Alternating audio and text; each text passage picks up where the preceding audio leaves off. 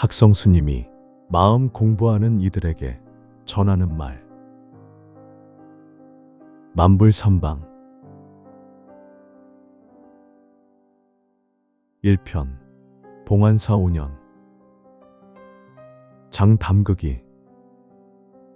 장담극이는 겨울이 풀리기 직전 봄에 입구에 한다. 반찬이 다양할 수 없는 산사에서 된장, 간장, 고추장의 장담극이는 1년 반찬을 준비하는 정말 중요한 행사다. 장맛을 보면 그 집 식사를 알 수 있고 장이 맛있으면 모든 반찬이 맛있다는 말이 시사하듯 반찬이 단순하던 옛 시절의 장담극이는 중요했다. 장은 매주 만들기에서부터 최소 60일 이상 숙성 발효 과정을 거치는 대표적인 기다림의 음식이다. 소녀는 장을 담그면서 생각했다. 된장, 간장도 먹을 수 있으려면 몇 달간의 기다림이 필요한데 인생과 우주의 본질적 문제를 푸는데 긴 시간이 걸리는 것은 당연한 일이라고. 일과 중에 점심에 보리밥에 상추나 봄동 같은 채소나 고사리나 취나물 같은 산나물을 넣고 고추장 한두 숟가락을 얹어 쓱쓱 비벼서 먹으면 그렇게 밥이 달고 맛있을 수 없었다.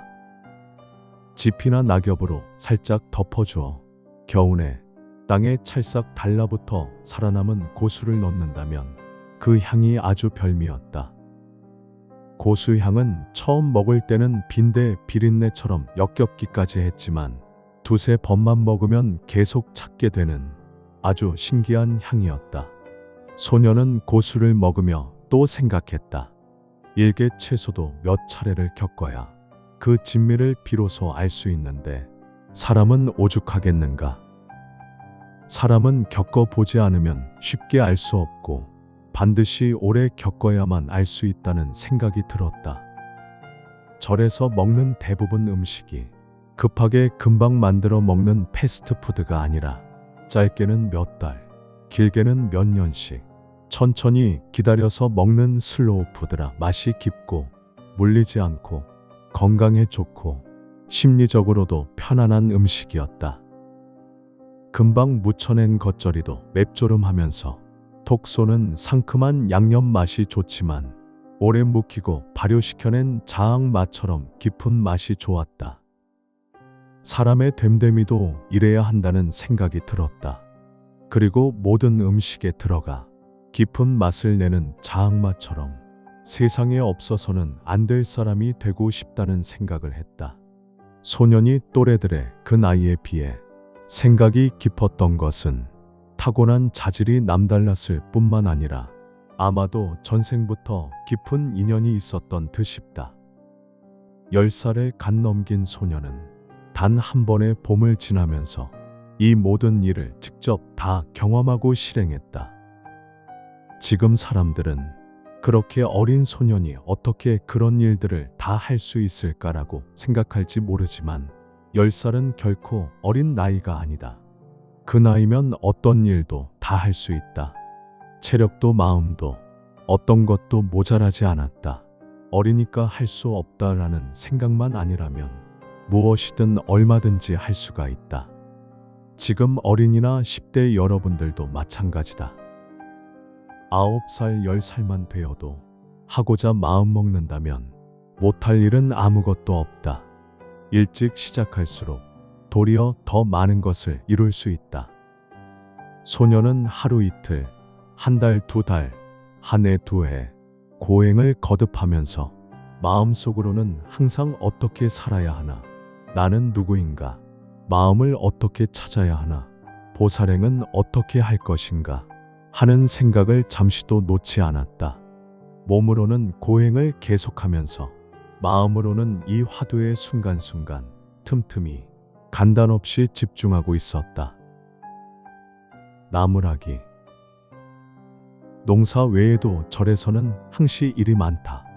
봄에는 들로 산으로 나가 쑥냉이 등 온갖 나뭇잎과 풀잎과 풀뿌리 등 산나물들을 채취해와 데치고 삶고 말려 겨울까지 먹었다. 나물 먹는 법도 여러 가지다. 상추, 들깻잎 등은 생나물을 쌈 채소로 먹거나 비빔밥에 그냥 비벼서 먹었고, 가죽, 두릅 등은 데쳐서 된장, 간장, 참기름, 들기름에 무쳐 먹거나 쌈장에 싸 먹고, 쑥, 냉이 등은 국을 끓여 먹었고, 고사리, 곤드레 등은 데친 뒤 말려서 묵나물로 이듬해까지 1년 내 먹었다. 마른 묵나물을 물에 불려서 간장과 기름 혹은 된장과 기름으로 묻혀 놓으면 은은한 나물 향이 살아나며 구수한 맛이 일품이었다. 특히 쌀뜨물에 된장을 풀어 깊이 푹 끓여 놓은 시래기는 밥숟갈 위에 한 가닥을 척 걸쳐 먹으면 언제든 꿀맛보다 더 달았다. 나무와 풀이 너무 우거진 곳에는 나물이 드물었다. 음지에서 잘 자라는 나물도 있지만 대부분 나물은 양지에서 자란다. 그래서 산불이 난 이듬해부터 몇 년은 나물이 정말 풍성하게 나온다. 큰 자루나 포대를 가지고 가서 차곡차곡 발로 밟아 다져 넣고 칠구로 어깨에 멜빵을 만들어서 2자루씩 한꺼번에 짊어지고 내려올 때도 있었다. 아마 그 무게를 저울에 달면 거의 80kg은 되었지 싶다. 나무를 뜯으러 가다 보면 길가에 찔레순이 아주 쑥쑥 자라는 것을 볼 수 있다. 찔레순을 꺾어 껍질을 벗기고 입안에 넣으면 사각사각 씹히면서 아주 달콤하고 새콤하고 향긋한 즙이 입 한가득 넘치는 봄의 풍미를 느낄 수 있었다. 아카시아 꽃은 푸짐해서 한 입 가득 넣고 우걱우걱 씹어 먹으면 요기는 되지 않아도 허기가 가시기도 했다. 늦봄과 초여름엔 새로 올라온 소나무 가지에서 겉껍질을 벗기고 하얀 속껍질을 긁어모아 먹기도 했다. 이 송기에서 나는 송진향은 정말 상큼해서 정신이 확 맑아지는 느낌이 수십 년이 지난 지금도 생생하다. 쌀가루나 보릿가루에 넣어 죽을 끓이면 양이 잘 불어나기에 송기는 보리를 수확하기 직전 식량이 떨어진 농민들이 춘궁기를 견디는 대표적 구황식물이었다. 그러나 소년의 목적은 농사짓기 그 자체는 아니었다. 모진 겨울을 견디고 굳은 땅을 헤집고 악착스레 피어나는 새싹들을 보면서 생명의 목적은 무엇인가? 어떻게 살아야 하나? 도대체 이 마음이란 무엇인가? 이 식물들도 마음이 있는가? 없다면 생명인데 왜 마음이 없는가? 원효대사의 마음 찾기, 대안대사의 보살행을 어떻게 실천할 것인가 등 끊임없이 본질적 질문을 던졌다. 이 봄에 이리 푸르던 생명도 겨울이 오면 모조리 말라 죽어버릴 것을 생각하면 사람의 끝도 그러하다 싶었다. 그렇다면 어떤 인생을 어떻게 살아야 의미 있는 인생이라 할 수 있는가를 생각하지 않을 수 없었다. 인생은 왜 시작되었는가? 어디서 와서 어디로 가는가? 어디를 향해 어떻게 가야 바람직하고 옳은 인생인가? 인생을 향한 어린 소년의 본질적 질문은 끝없이 이어졌다.